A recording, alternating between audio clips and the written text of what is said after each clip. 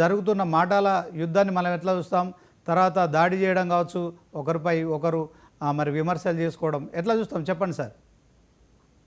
ఇప్పుడు thank you Srinivas గారు. 42% reservations Congress government ఇస్తా అన్నది మాత్రం పచ్చి బూటకం. రేపు ఇదంతా కూడా నీకు భవిష్యత్తులో రేపు కోర్టు తీర్పు అనుసరించి వాళ్ళకు టైం బౌండ్ పెట్టినారు కాబట్టి ఆ టైం లోపు ఇది కాదు. ఎందుకంటే గతంలో బీఆర్ఎస్ ప్రభుత్వం ఉన్నప్పుడు కూడా ఇదే రకమైనటువంటి వ్యవస్థ నడిపి ఆఖరికి సీలింగ్ 50% దాటితే ఎన్ని రిజర్వేషన్లు చెల్లవు, 50% కంటే ఎక్కువ రిజర్వేషన్లు చెల్లవు అన్న ఇంటెన్షన్ తోని తెలంగాణ గవర్నమెంట్ 34% 23% రిజర్వేషన్స్ వాళ్ళు ఎన్నికలు జరపాల్సి వచ్చింది గతంలో. అదే ప్రాసెస్ ని ఇప్పుడు కాంగ్రెస్ ప్రభుత్వం కూడా చేసింది.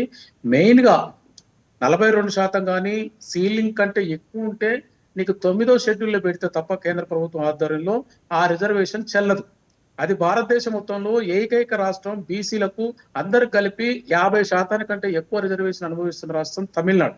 తమిళనాడులో 1994లో అప్పుడు జయలలిత ముఖ్యమంత్రిగా ఉన్నప్పుడు భారతదేశంలో ఉన్నటువంటి బ్రాహ్మణ జాతి అంతా మా ఆడబిడ్డ రిజర్వేషన్స్ పెంచకపోతే ఆమె పదవి చిత్రాలైద్దన్న ఇంటెన్షన్ తోని అన్ని పార్టీలో ఉన్నటువంటి బ్రాహ్మణ వర్గం అంతా కూడా ఆమెకు ముఖ్యమంత్రి పదవి దక్కాలన్న ఇంటెన్షన్ తోని 1994లో ఆమె తమిళనాడు నుంచి అఖిల పక్షాన్ని తీసుకుపోయి ఢిల్లీలో కూర్చొని పివి నరసింహరావు గారు ప్రైమ్ మినిస్టర్ గా ఉన్నప్పుడు ఆమె నెల రోజులు టెంట్ వేసి నెల రోజులు ఢిల్లీలో మకాం పెట్టి వాళ్ళకి రిజర్వేషన్ పెంచుకొని తర్వాత చెన్నైకి పోయింది, తమిళనాడుకి పోయింది. ఆ రకమైనటువంటి వ్యవస్థను అంతా క్రియేట్ చేసిన తర్వాత 9th షెడ్యూల్ పెట్టుకొని ఇప్పుడు అక్కడ భారతదేశంలోనే ఏకైక రాష్ట్రంగా తమిళనాడు కొనసాగుతుంది. రిజర్వేషన్స్ అత్యధికంగా పొందుతున్నటువంటి బలైన వర్గాలకు సంబంధించినటువంటి వ్యవస్థ అక్కడ ఉంది. నీకు మన కళ్ళ ముంగట ఇటీవల చూసినట్టయితే బీహార్ కానీ, మధ్యప్రదేశ్ కానీ, రాజస్థాన్ కానీ, కేరళ కానీ వాళ్ళు ప్రయత్నం చేసినారు. ఎప్పుడైతే మిగతా వాళ్ళు కోర్టుకు పోయినారో ఆ వ్యవస్థ అంతా కూడా మళ్ళీ తిరిగి యథాస్థితికి వచ్చింది.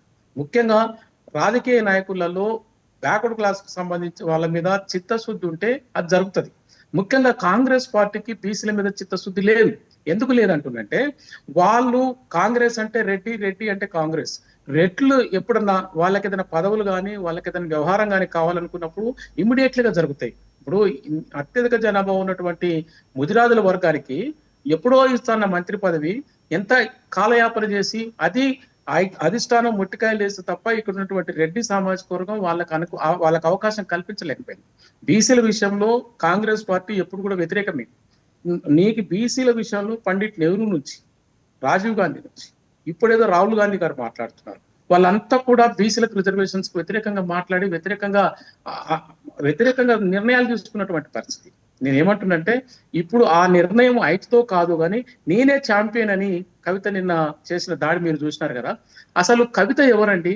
అసలు కవిత మల్లన్న విషయంలో మాట్లాడడం కానీ మల్లన్న ఆఫీస్ మీద దాడి చేయడం కానీ అంటే ఆమె అనుకుంటుంది ఏంటంటే నేను మల్లన్నని బెదిరిస్తే మొత్తం మా అయ్య ఎట్లాకైతే దళిత ముఖ్యమంత్రిని మభ్యపెట్టి ఈ తెలంగాణలో మేము 10 సంవత్సరాలకు పబ్బం గడుపుతున్నామో మళ్ళీ నేను వచ్చి బీసీలకు ఛాంపియన్ గా ఉండి మళ్ళీ కొద్ది రోజులు పాలన చేద్దాం అనుకుంటున్నారు. కానీ అది జరగని పని. ఎందుకంటే ఈమె అనుచిత వ్యాఖ్యలు అంటుంది కదా. తీర్మానం మల్లన్న అనే వ్యక్తి అనుచిత వ్యాఖ్యలు ఏం చేయలే. ఆయన వాళ్ళ నాన్నగారు ఏదైతే 80 పుస్తకాలు రాసి ఒక పుస్తకాన్ని అందులో సామెతల రూపంగా రాసిండో ఆ పుస్తకంలో దాన్ని కోడ్ చేసిండు అంతే. అది ఎట్లా అనుచిత వ్యాఖ్యలు అవుతుంది? ఒకసారి ఇదే కవిత విషయంలో కానీ బీఆర్ఎస్ విషయంలో ఆమెను అరెస్ట్ చేసినప్పుడు బండి సంజయ్ గారు ఒక వ్యాఖ్య చేసినారు. ఈమె వేరే వాళ్ళు ప్రశ్నలు అడిగినప్పుడు ఆమెను అరెస్ట్ చేయకపోతే ముద్దు పెట్టుకోవాలని అన్నాడు. మరి అప్పుడేం చేసింది? ఈమె డైరెక్ట్ అన్నాడు కదా బండి సంజయ్ అన్న. ఓకే సూర్యారావు గారు, ఇప్పుడు ముద్దు పెట్టుకోవాలన్నాడు. సూర్యారావు గారు, ఇప్పుడు కవిత చేసిన కామెంట్స్ పై తీన్మార్ మల్లన్న చేసిన ఇద్దరు ఎమ్మెల్సీలు చట్టసభలో కూర్చునే వాళ్ళు కొంత నిజంగానే ఆమె దాడి చేయడం కరెక్ట్ కాదు, ఈయన వ్యాఖ్యలు చేయడం కరెక్ట్ కాదు. ఒక సాటి మహిళ శ్రీనివాస్ గారు, వ్యాఖ్యలలో ఎటువంటి తప్పు లేదు. వ్యాఖ్యలు సామెతలు